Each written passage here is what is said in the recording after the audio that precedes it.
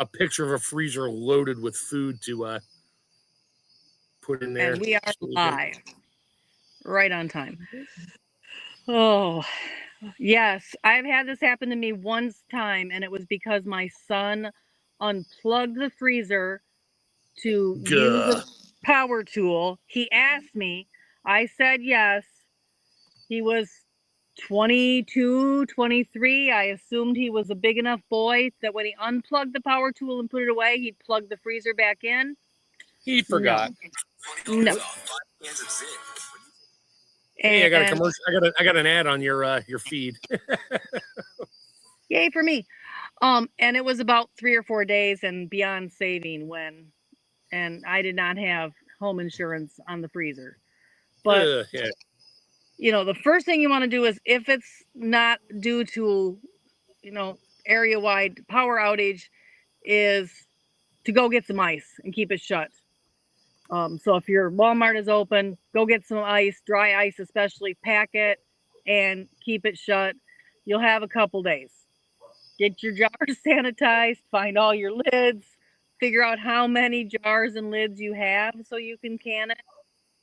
I know I'm going to can the stuff I can't replace. I can't replace my venison. I can't replace my beef. Those things are my first priority. So any bones I have with that, I'm going to boil and can them in their own broth and get that canned first. And then I'm going to work on just packing all the fruit in there. Any chickens or turkeys, those will be next. Then, of course, all the meat first. That's high dollar. Then the fruits are going to start making jam, jellies, pie filling, fruit, because they're not as high a dollar. Whip out all the jars, everything you got. Start canning it. Start with the stuff that is pouring out. The heck is that? Oh, I thought you were. Well. Sounded like you were gasping for air there. No, I rolled my window up, and I have put silicone lube on the window, on the inside of the door side of the window, on the outside of the door side of the window, rolled it up, down, up, down.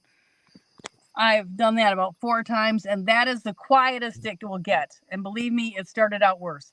But there was some scuffly noise out here, and I don't know what creatures wandering around. So I rolled my window back up. I'm not getting eaten by mosquitoes, which is a blessing, but that's good. So there's a question here from Virginia McFerrin. Is it possible to can sausage gravy? Absolutely. Yes. You can buy it in the store. You can definitely can it. You're going to want to use clear gel, the high temp clear gel, as opposed to flour. So you can definitely use not instant clear gel. No, high temp, the cooking time clear gel. You're going to want to use that. At best, if you really insist that you have to have the flour in there, you can mix it about 50-50. But you'll get a much better product if you use just clear gel in place of the flour. And it's kind of a 1-to-1 ratio. So whatever you would use in flour, you would use that much clear gel. It's going to be a little pricey, but yes. Other tip I would say is get a sausage that doesn't have sage in it, because sage is very bitter. Now, it's sort of like that cilantro. Either you like it or you don't. Some people cannot tell the bitterness of canned sage, and I'm here to tell you that it is almost the first time I open a jar, I know it's got sage in there. And well, if you open a jar that had sage in it and you pour it out of the jar and put it in a pot and heat it up again, it kind of minimizes it out a little bit. I think it's that initial odor. If you just, try to eat it out of the jar. No, I taste it. It's like a. Oh, okay. Yeah, it's a taste. It's a tinny taste. So if your freezer goes down, whether it's a massive power outage or everything's closed and your freezer died and you didn't know it, and you open it up, and as long as your temperatures are of the meat and stuff are below 42, start canning. Take the stuff. If it's a chest freezer, I'll tell you right now, if it's a chest freezer, work from the top down. If it's a door freezer, if that freezer died, drop it on its back, turn it into a chest freezer. You want the cold air to sit all the way in the back of it on the bottom, because as soon as you open a door on a chest freezer, on a door freezer, all that cold air just flushes out. You're done. Yeah. So physics is a bitch. You just can't beat it. Yeah. If it's gone, if it's a mechanical issue, tip it over. Yep. Good point. Just weigh it. It's going to weigh a ton. Don't worry. You're not going to break it. It's already broken. Just rotate it sideways, unless it's on your wood floor. You might want to get help doing that. But yeah, definitely lay it down. Get some ice if you can. Put it in there just to keep everything below 42. And once things thaw out and get above freezing temperature, get into the thaw temperature at like 33 degrees and up, you got 5 to 7 days to cook that stuff and get it done. Other than that, if you can't get it done that quick, cook it, eat it. Just cook it. I mean, you can cook it and chill it again as long as you can get it back down to 42. You're okay for another few days. So you can extend your freezer food that's raw by cooking it, as long as hopefully it's cold outside, so you can use your outdoors as a fridge to cool it down or freeze or whatever.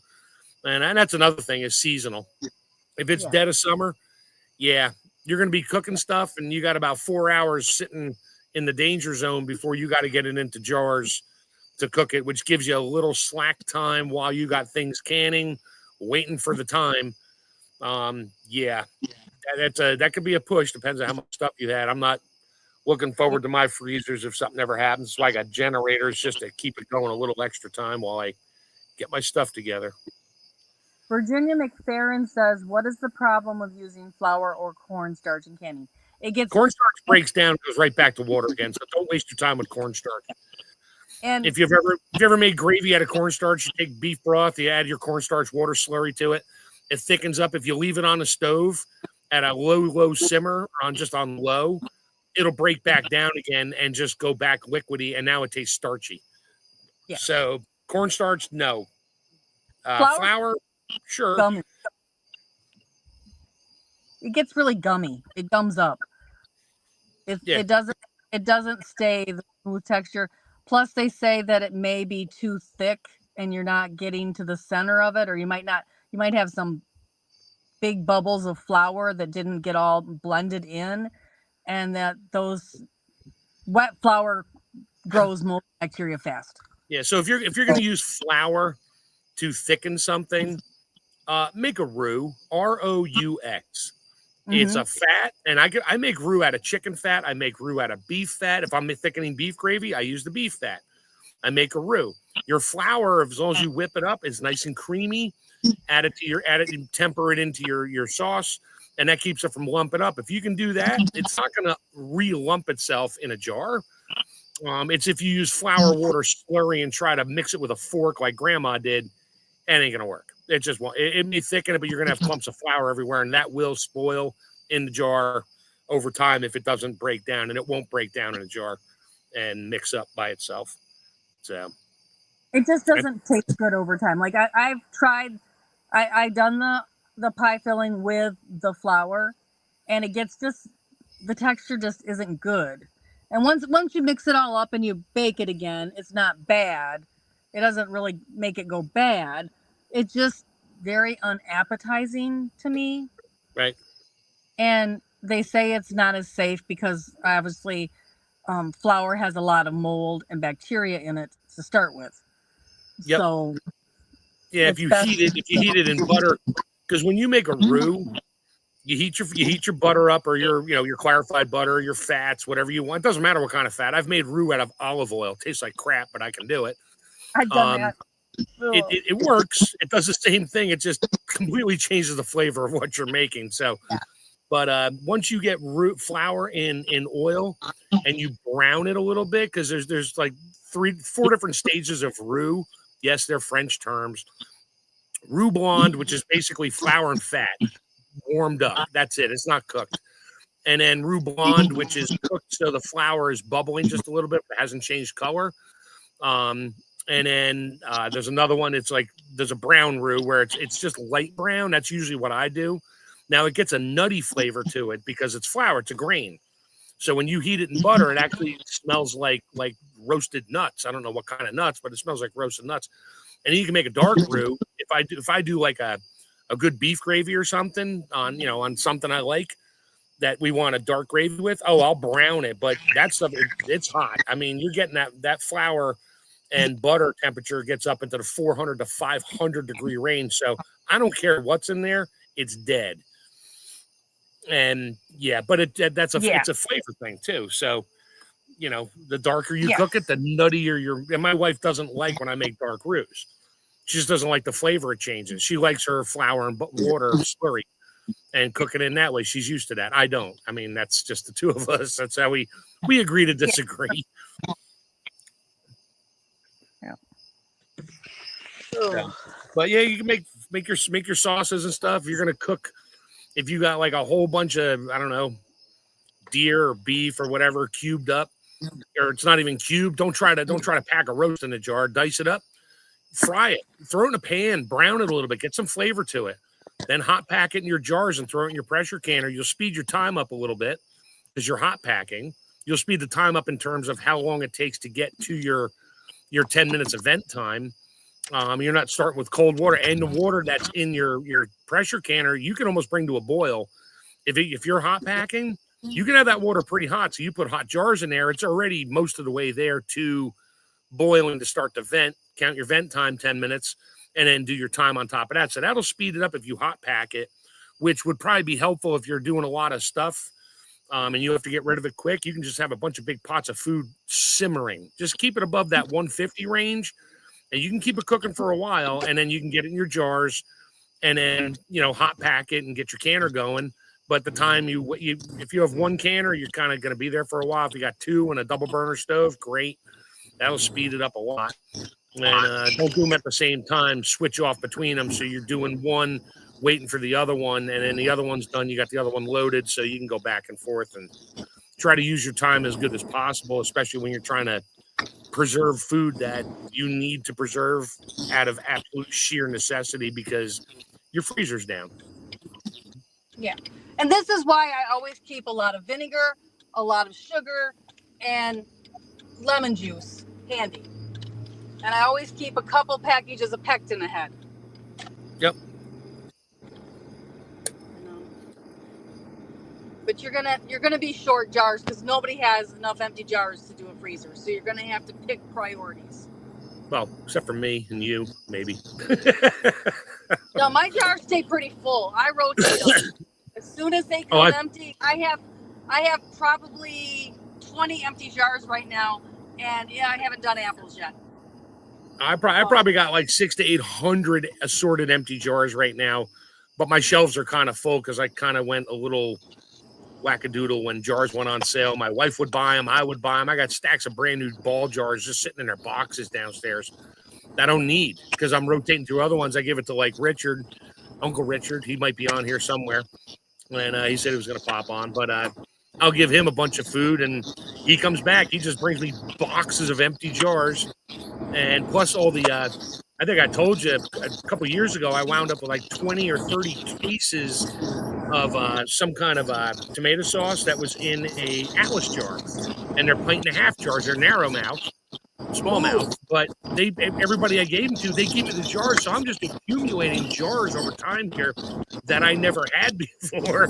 They're all pint and a halves, but I don't care. I do my French onion soup in there, but I'll give it to Richard. He'll eat stuff and bring my jars back. He goes shopping, takes more stuff home. I don't care. And, my biggest thing, just give my jars back, unless I gift it to you for, a little jar of jelly and say, here, just keep it. Sometimes I'll get the jar back. Other times I don't care. It's just a half pint jar.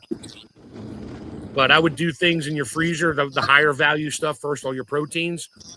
Vegetables, forget the broccoli. If you have frozen broccoli and cauliflower, you just might as well eat that stuff.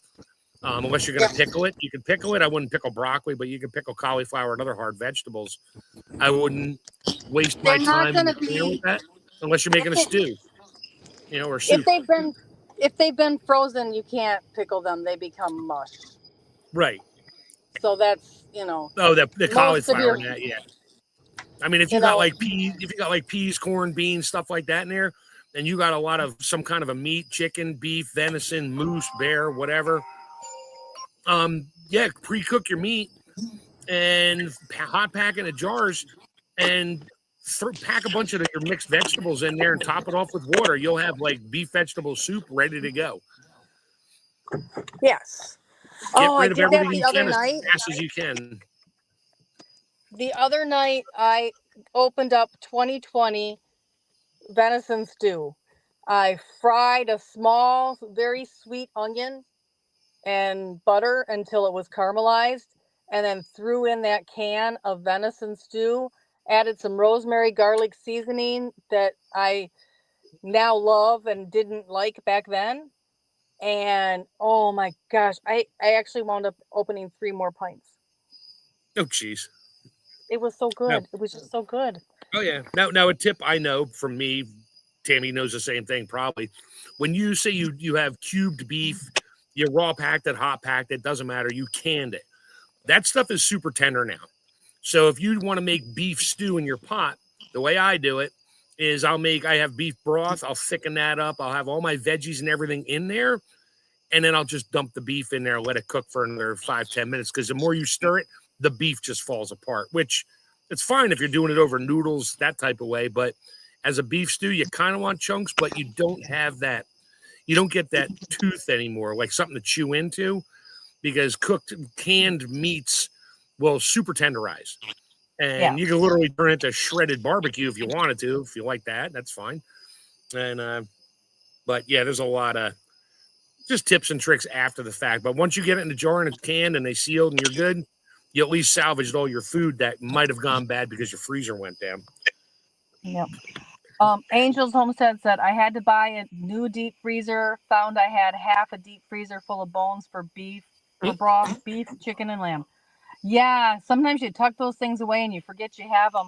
I always try to get out any bones I have in January and February and do my beef broth and stuff like that then. Or I do my venison broth right when I butcher the animal.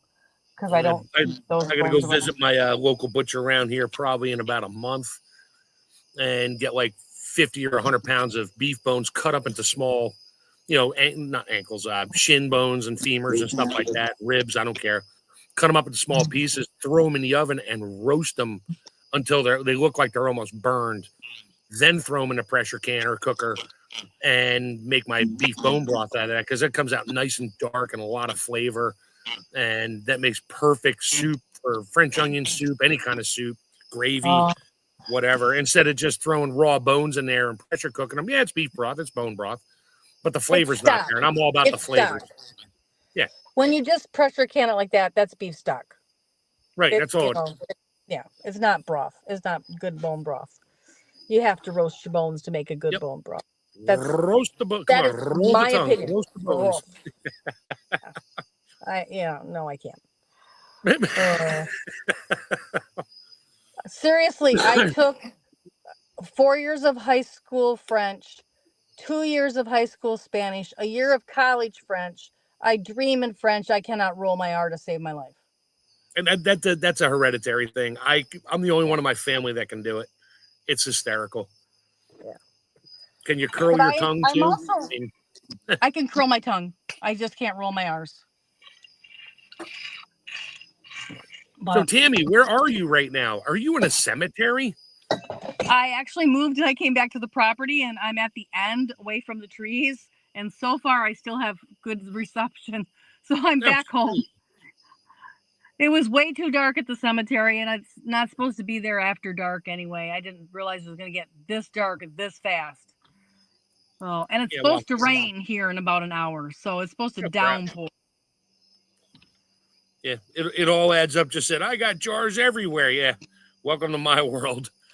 They're in like every room of the house in boxes because I get all these different shapes and sizes back. And I'm like, I just pack them into a box and shut the box. And then I got to go looking for just half pint jars. I got to go through 40 boxes to find all the half pint jars. I know I got them. They're just not together anymore. Well, when I moved, I put my jars in storage and I have not got them all back. And then I helped somebody get started. And I put some jars in storage at their place that were supposed to come back to me, and they're missing. So, oops. So I'm kind of starting all over, but it's not a bad thing. I've been doing a lot of the Superb jars, and I love the Superb jars. All right. Because So they're tempered glass. You get a discount on that too. A little bit, yeah.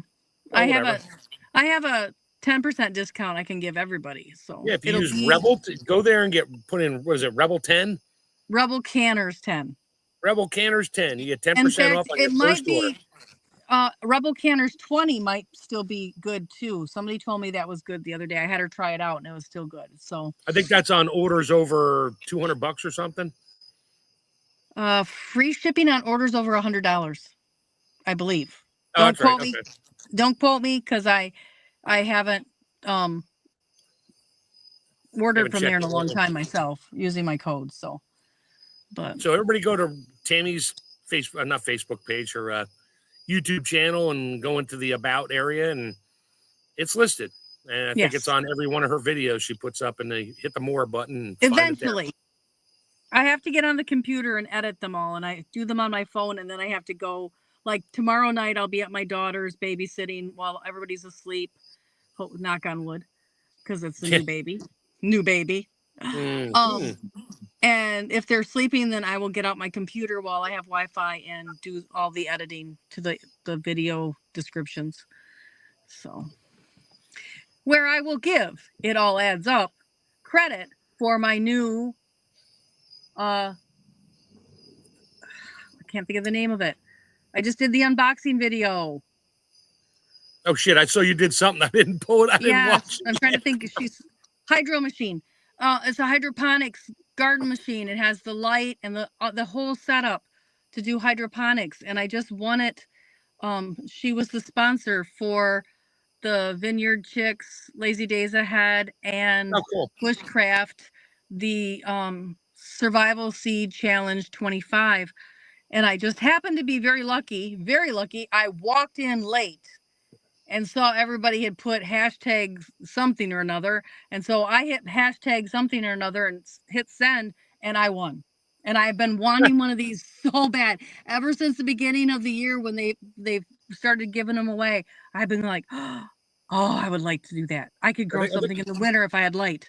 I think my wife has 2 of them somewhere in a box, unopened, but that's another story. Mine is open, and I've got to get it set up. I got to figure out where to put it right now because there is no electricity in the cabin, and that's a problem. My little Jackery, I don't think can run it and keep me happy. So I'm probably going to set it at my daughter's or somebody's house and set it up there so I can play with it. You got to get you some electricity out there. I'm working on it. I'm working on it. Come on. Electricity is a powerful thing. Okay, that's a CR joke. It would be a wonderful thing if I could find. I want to just do the electric board and set it up myself. I have all the stuff. I've had all the stuff out here for 5 years. I've literally been collecting it as I find it at rummage sales, or I actually went through and got all the stuff to do it. What, for a breaker box?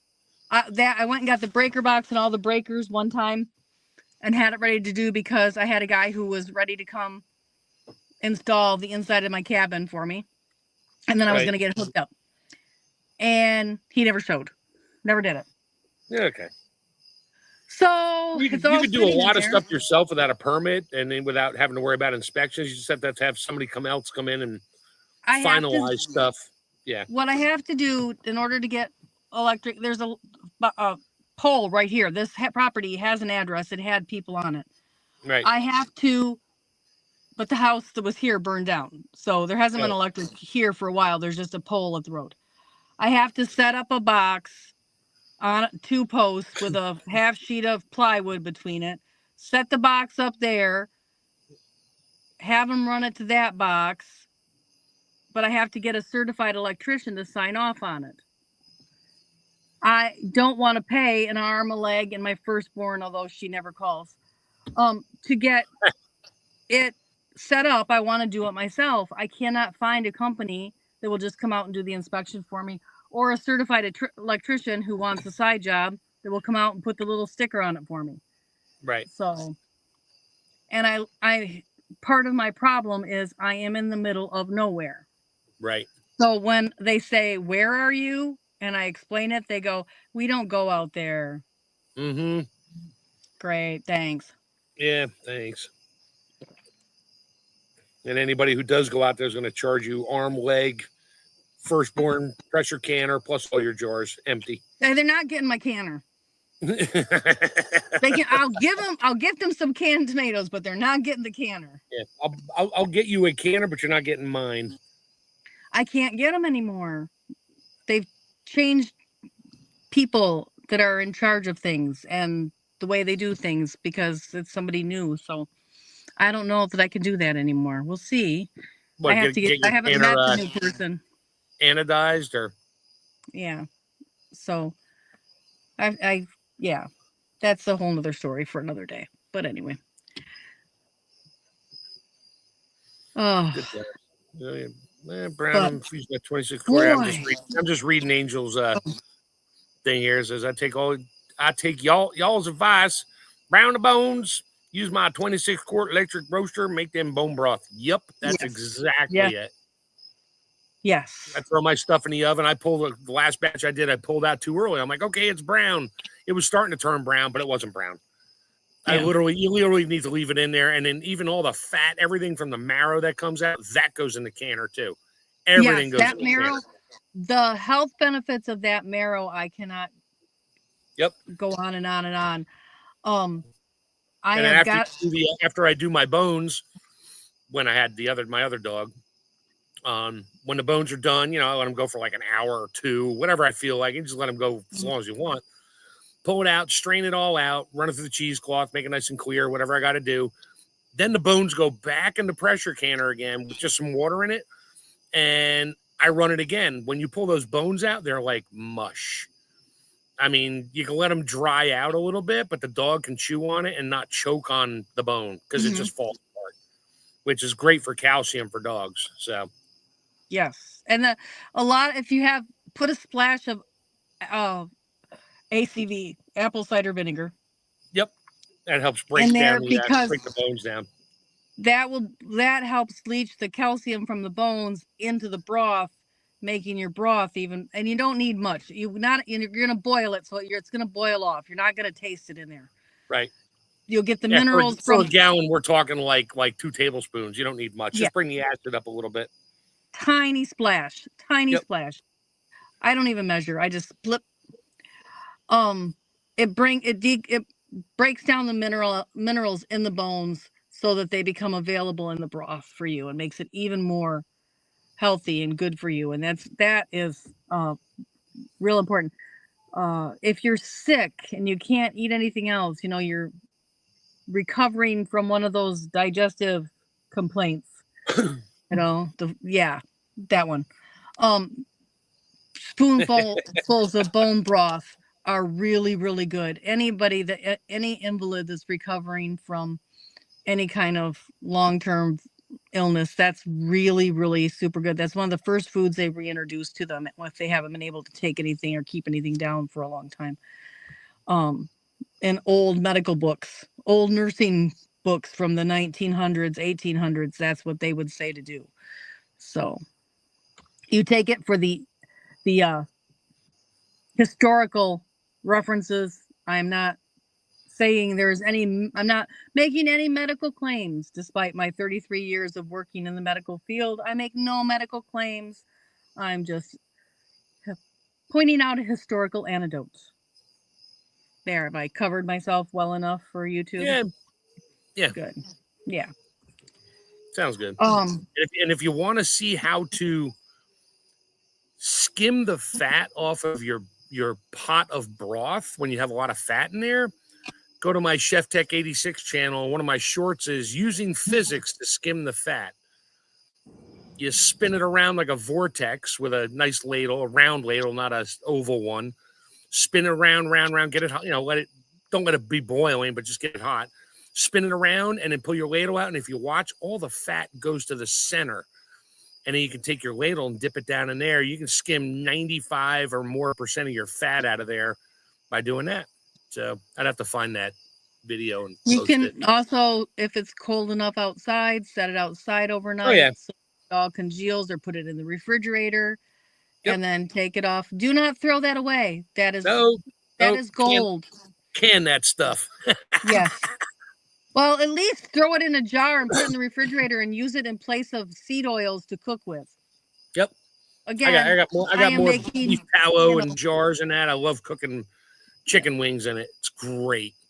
I've got a big thing of beef tallow that is probably rancid, but I'm got it to make creams and ointments. So it's sitting there, and I need to use it up because obviously it's been sitting there not refrigerated. I canned mine technically. I put all my beef tallow in quart jars or pints or whatever I have left, and I throw in a pressure canner for like, I don't know, an hour for no reason. I do it for the same time I do meat. Yeah. And then I take it out and put it on the shelf, and that stuff is like it's like beautiful if it's nice and strained. It wasn't roasted too bad. It's white. It is white gold. And when you melt it, it's like this golden clear. It's just a beautiful stuff. Has no flavor, no odor, nothing. It's just pure fat if you do it right.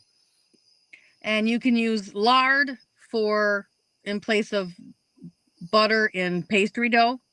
And if you're doing something like savory pie, a meat pie, use your beef tallow. Yep. My daughter used my beef tallow to make biscuits. She said it was the best biscuits she ever had because she would use just butter or whatever she could find at the store. And I said, no, use beef tallow. And I gave her a jar of it. And she never said a word about it. And like a year later, she was over. I was like, did you ever do anything with that beef tallow? She's like, oh, I forgot to tell you. Oh, by the way. Of course you did. You didn't want to tell me because I would have wanted you to bring me a biscuit. That's right. I wasn't sharing those. I'm not telling you because I'm not sharing. Hell no. Yeah, it's dad's stuff. Yeah, it's for me. He gave it to me, so I don't have to tell him about it. That's right. That's right. You wanted to know that? Oh, I'm sorry. Yeah, sorry about that. Yeah. Oh, well. Oh, but yeah. So. Your freezer goes down.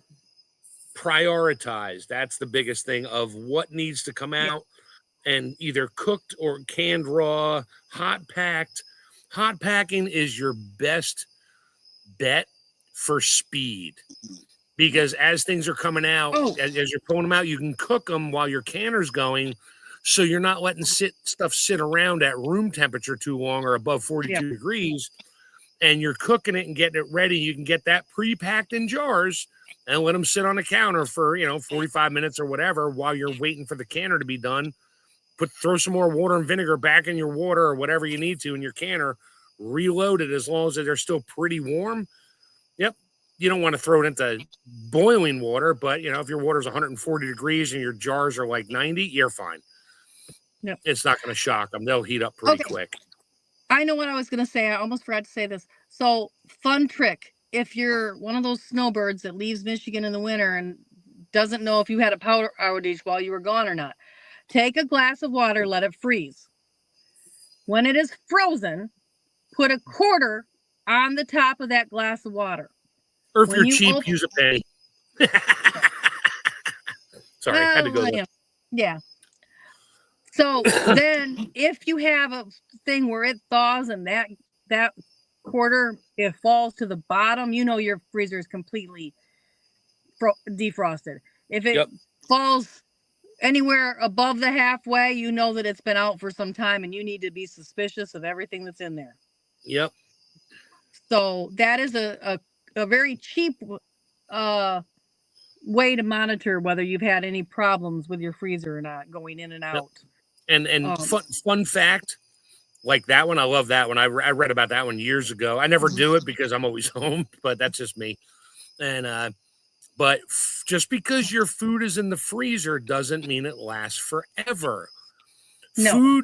Freezer means there's less heat than the ambient temperature. Unless your food is at literally negative 273 degrees Fahrenheit, which is 0 Kelvin, which is absolute zero, your food will continue to age and bacteria will still grow even in your 10, 20 degree below zero freezer, albeit at an extremely slow rate. So just be wary of, I put in the freezer and it's good forever. No, it's really not. Even if you use a chamber seal and get all, Well, if you get all the air out of it and stuff like that, you increase your shelf life like by maybe a year or so.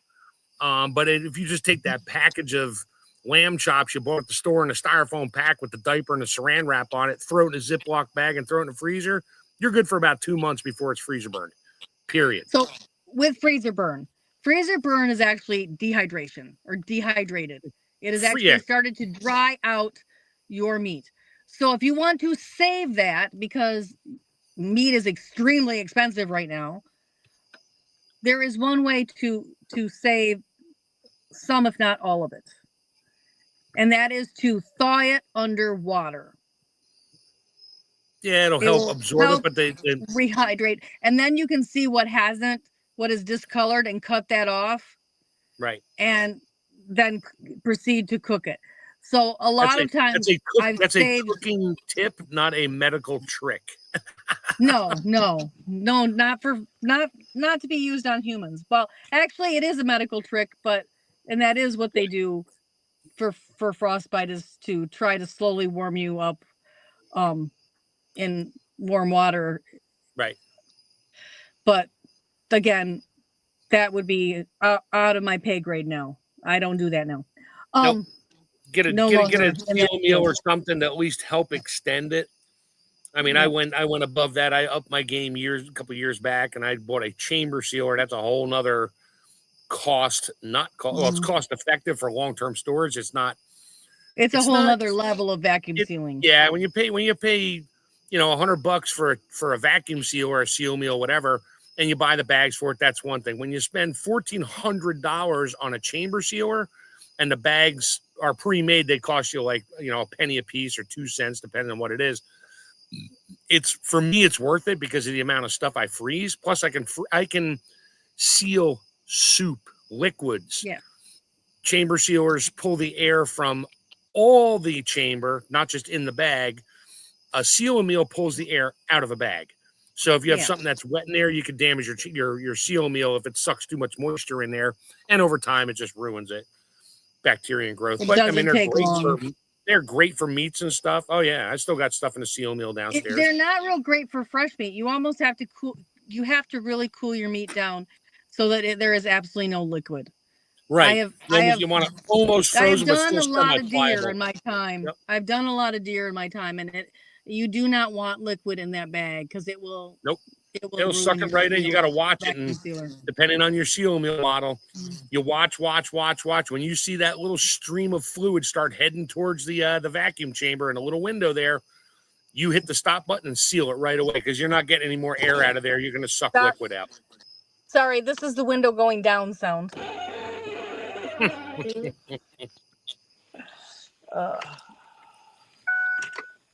But, whew. If you got a freezer, do the freezer trick with the coin and the cup of frozen water. Don't use a glass. Use a plastic cup because the glass might break when you freeze it. Yeah, especially if it refreezes. But use a plastic Solo cup or whatever, and you're not going to drink out of it. But put that in there, freeze it, throw a coin on top, penny, nickel, dime, quarter, $50, silver. It doesn't matter. And when you go away, when you come back, and that sucker is at the bottom, you might as well just call the dumpster because you don't want to chance it. You don't know how long it was. If it was thawed out above the 42 degrees for more than a day, or not even for more than like an hour. If it was in there long enough to make 8 ounces of water, liquid enough for that quarter to drop, it's no good. Nothing in there is good. Nothing is worth the risk. Yes. Yeah. So, halfway, it's a gray area. You can use some discretion, but that quarter is more than halfway. Yeah, you're done for. Yep. Call your insurance agent. Make sure your house insurance covers your freezer if you have a lot. I don't think my homeowner's insurance covers my freezer food. And truly, if they did and I made a claim, they'd probably double your pay insurance me out and cancel me. Yeah. Because that's the way insurance companies are now. But we're going to talk about insurance companies on a canning feed. So don't get me started. But anyway, watch your food and get a chest freezer. You're better off with that. If power goes out, you're usually good for about 2 days before your food gets up above 32 if you don't open the lid. But if you do open the lid, open it real slow. because hot air rises, cold air sinks. So if you open it real slow, you don't get much convective activity of the airflow.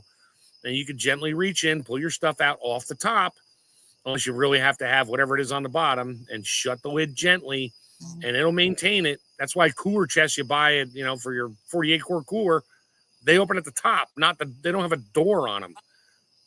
Yeah. Cold air sits at the bottom. The coldest air is at the very bottom. So work your way from the top down. Yep. Good advice. Good advice. Does anybody have any more questions? I know we've got a few minutes yet, but I'm going to probably be wrapping this up because I got a long, dark walk back to the camper from the road here. So watch out for them raccoons. They're vicious. So far, this 2 months total. All right. A bobcat, a raccoon, a chipmunk, a black squirrel, 12 deer. I'm not saying they're all different deer. I've counted 12 deer on multiple different days. Could be the same deer. Some of them could be the same deer. You need to do something about that. And that's a dragonfly, grasshoppers. I had a dragonfly land on me for 30 minutes today. I took a picture of it, a video, and it was there for like 30 minutes or 30 seconds. I mean, it would just sat there and it wouldn't have moved if I hadn't moved my hand. It was like hanging out for the duration. It's like, ooh, salt water. Cool. No, it was on my pants. It wasn't even on my just skin. sitting there. I used to get there. And it's a baby one compared to the like hand-sized ones I was getting early in the year that were eating all the mosquitoes out there. And I had a mouse I opened my camper door and there was a mouse staring at me. So I let the cat out and the cat went up on my bed and ate my crackers and made a mess on my bed and didn't eat the mouse. Of course not. I'm like, well, you're not earning your keep. When I went to New Hampshire on vacation all the time up to the White Mountains with the family and that, it was me, the wife, my 3 daughters, and my niece. And we're at this one stream up near Mount Washington. And I shaved my head and it was hot and I was sweating a little bit. One of those little black and white butterflies landed on my head and just sat there licking the sweat. I'm like, and he wouldn't go away. Every time I moved, he would fly off and then come right back, land on my head again. I'm like, oh, okay. My wife got a picture of it. And I'm like, okay, that's disgusting, but whatever. There's a butterfly sitting on my head. And the next year, another butterfly did the same thing. I swear it was the same butterfly. He knew me. Could be. I made a butterfly feeder, and it's just a very shallow plate. There's a plastic one I got from Walmart for 50 cents. And I filled it with those little glass pebbles that are flat on one side. You get at Dollar Tree, the different colored ones. I did. It evaporates, nothing uses it. I fill it up, it evaporates, nothing uses it. But they're landing on me a foot away. They're landing on me a foot away. It's sitting on the table. Then the bees find it. The bees aren't even landing on it. You're using Walmart sugar, not cane sugar. Probably.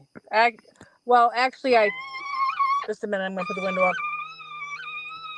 I'm hot, I'm cold, I'm hot, I'm cold. I don't know. Must be that time for life. I try to use Michigan beet sugar because I'm in Michigan, in the heart of beet growing.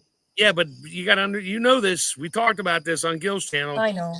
Sugar beets are in the ground and they get weeds, so they spray it with Monsanto and that stuff sucks into the sugar beets and you're eating the sugar and I won't use it.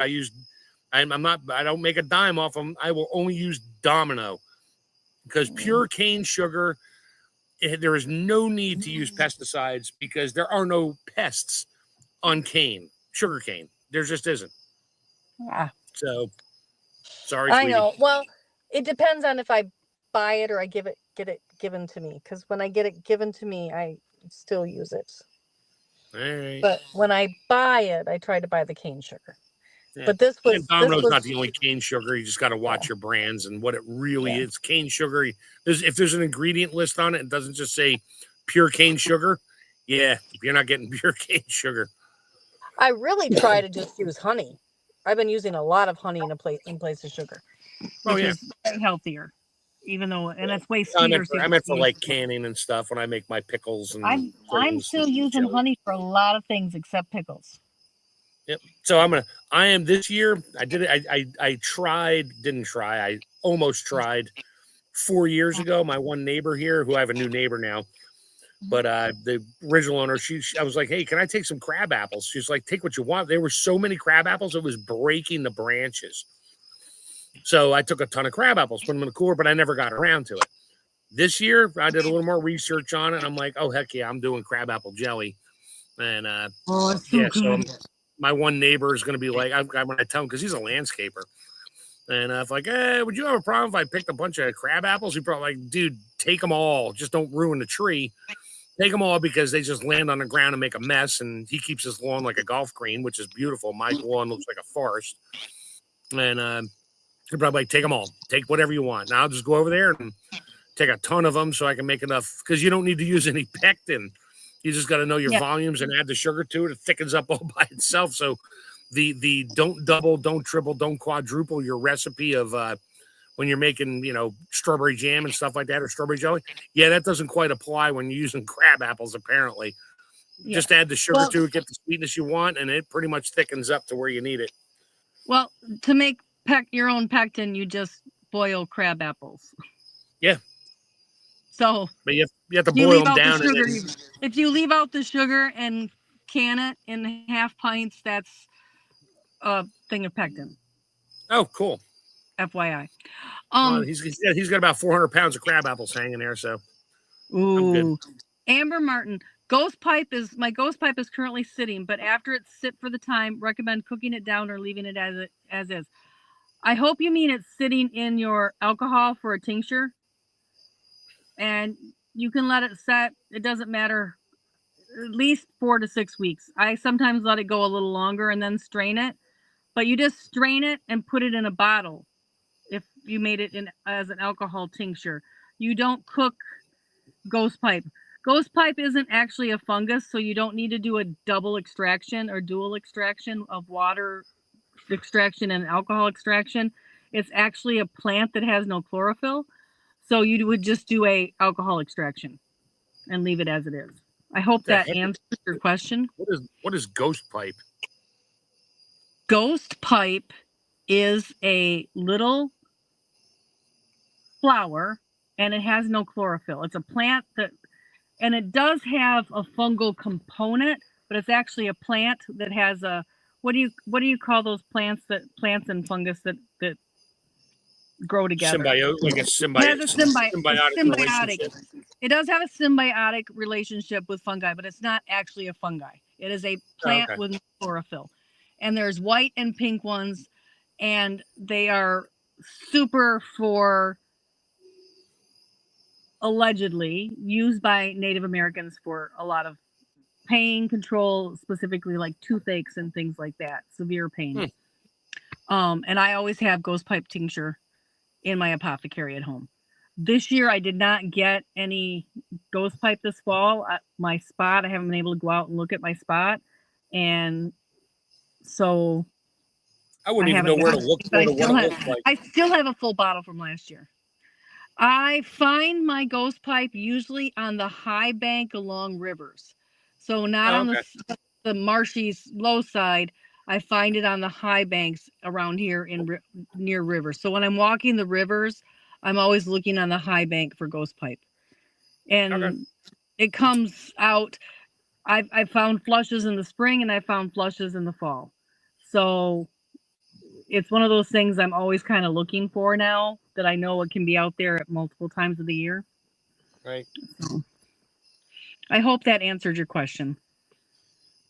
If it was a mushroom, I would do a dual extraction, but you'd do the water extraction first and then the alcohol tincture.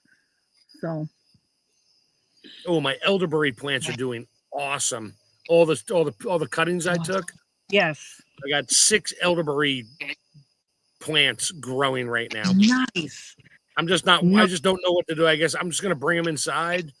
And I don't know if I should just leave them inside under the grow lights, keep them warm, keep them water, and just let them keep growing for the year. Am I going to mess them up mentally for like the fall when they're finally in the ground? Or I don't even know.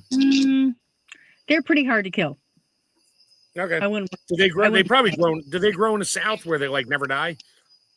I don't know. I have to look that one up. Because if that's the case, yeah, I'll just keep them in there, keep the grow lights on them, and it's a good question. Give them 8 to 10 hours of grow light every day, and let them just keep growing. Like my poor peach tree's never lost its leaves. It's 2.5 years old now. It went inside, never lost its leaves, and now that thing is like 20 inches tall. And then I don't know what to do with that. It's in a small pot. I can't leave it outside. It'll freeze and the roots will die. Yeah, so, I have mine's been living in a 5-gallon bucket for a couple of years. I need to transplant it and put it out now, but I don't have a shovel at the property. Like, where did my shovel go? No, I had like several out here, but they have walked off while the property was vacant. And like they were in my outhouse. It's not like they were laying out by the road going, here, take me. Somebody had to like come through, search my property and take things. Yep. And so I'm really kind of not happy because I had a lot of tools out here that were my dad's, like that shovel. Right. And it's now MIA. But if I recognize it.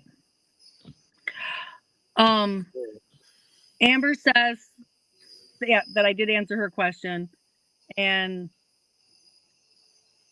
yeah. No, she just said ours were blooming. I'm guessing she's talking about her elderberry. That ours are blooming. She's talking about the ghost pipe. Oh, okay. It was her that had the question about the ghost pipe. So I just wanted to make sure. Gotcha. I wanted to go back and look and make sure that I had answered it.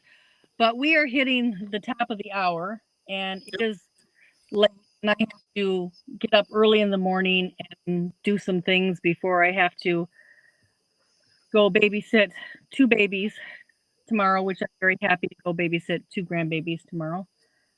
And it'll be the first time getting to watch the new baby for any amount of time by myself. I think your signal's starting to sketch out a little bit too. So could be where I'm holding it. All right. Good night, everybody. All right. Have a good night. Can your bad freezer food.